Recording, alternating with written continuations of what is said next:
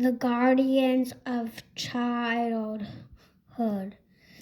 The Sandman by William Joyce.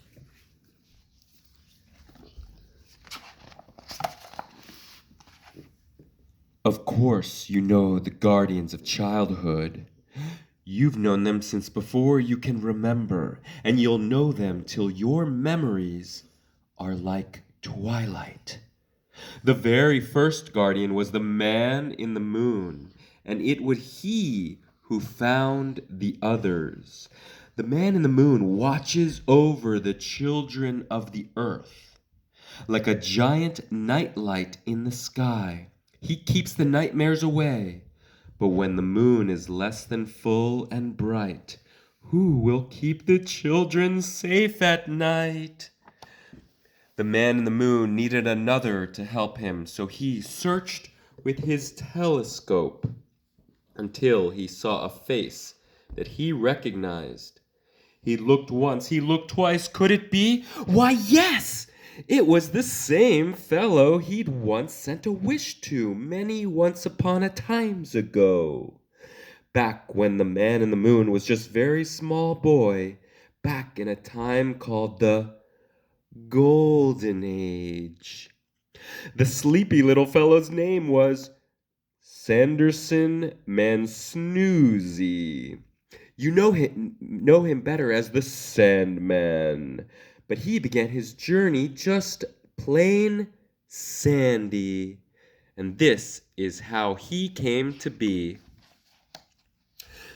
The Golden Age had been a glorious time of hope and happiness and dreams that could come true. In those days, Sanderson Mansnoozy was the pilot of a shooting star, jetting through the endless seas of time and space, flying past countless worlds. Anyone who saw this shooting star could make a wish, just as the man on the moon had once done as a little boy. Sandy would then send back a dream that would help that person make their wish come true. For a wish always begins with a dream. That is why he was so sleepy. He was constantly dreaming. But in this golden age, there was one who could not abide by anything good or kind or gentle. It was Pitch, the king of nightmares.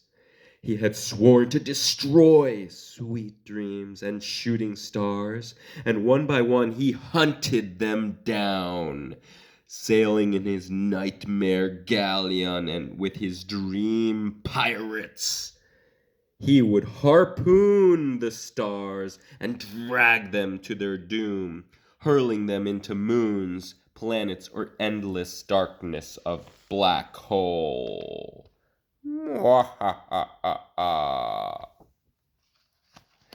And so it was.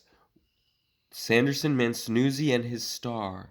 They were near the shoulder of the constellation of Orion when Pitch attacked. The Nightmare King lanced the star with his harpoon. For the first time, Sandy was scared, and his fear only made Pitch stronger. Sandy could not let his star be harmed, so he swerved and he breached with astonishing daring, and he finally broke free. But he lost control of the star, and it streaked through space like a missile bullet, wayward of flame and hope. They tumbled toward a small green and blue planet called Earth. He was certain that he would crash, and he could hear the laughter of the dream pirates, and he felt helpless and afraid. But as Sandy plummeted towards the earth, he heard 1,000 wishes, the wishes of little children who saw his star streaking towards them. Sandy knew he must not harm a single child, So with all his strength he guided his star away from land and over a vast sea. Just as he was about to crash, he heard a wish that seemed to come from far, far away. It was a bright and clear and kind. "I wish you well," was all it said. "I wish you well." So Sandy closed his eyes and dreamed all would be well. "I wish you well." Moments later, they crashed into the ocean. The sky was filled with blinding light from their impact. Then the light faded away, and the star had neither sunk nor exploded. It had become a sandy sort of island with long, spiraling tendrils of land.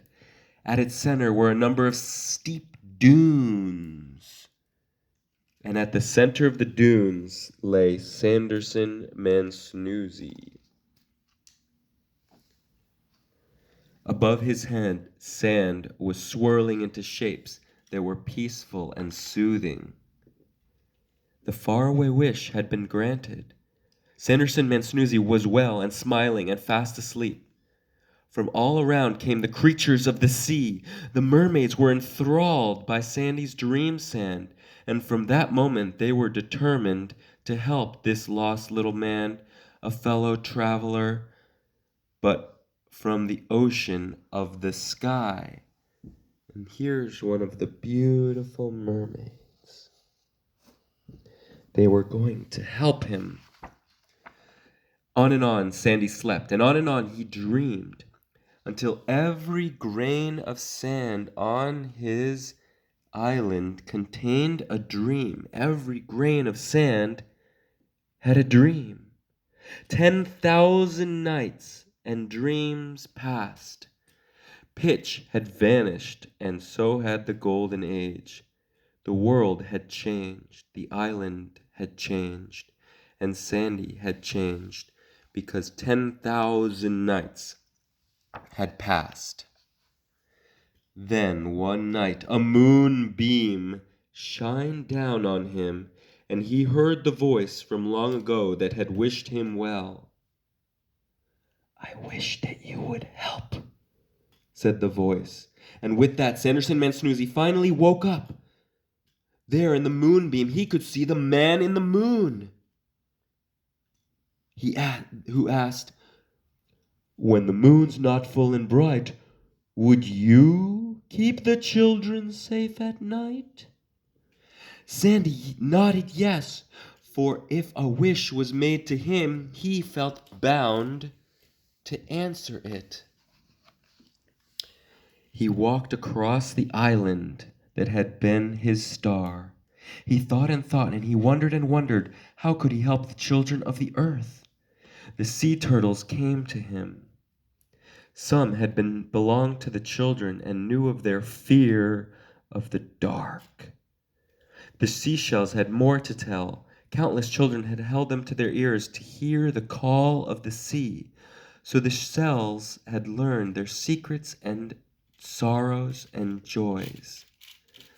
The seashells told him that Pitch's dream pirates still roamed the night in search of sleeping children to hazard. Sandy knew that to help the children he must once again face his ancient enemies. For the second time in his life, he felt afraid. For days and days, his restless mind would not let him sleep, and without sleep he had no dreams, and without dreams he could do nothing.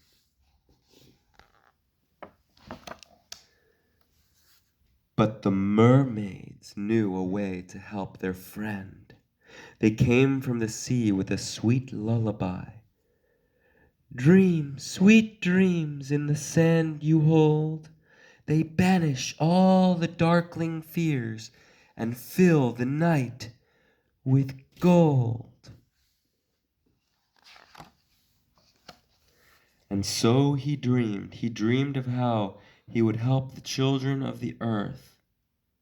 And as he did, the island began to transform.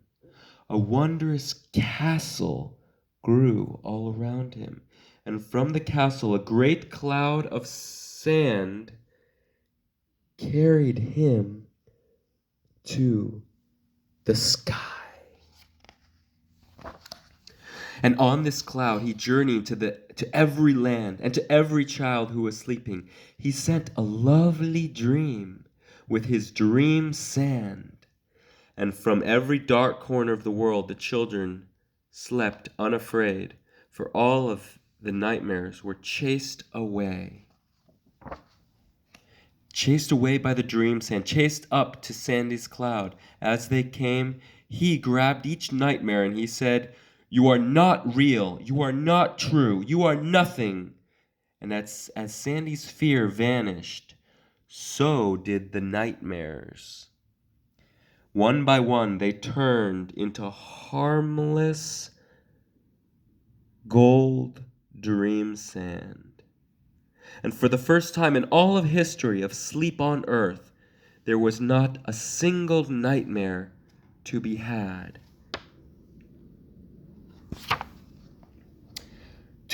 The moon peeked through the cloudy sky and shined down upon Sanderson Mansnoozy.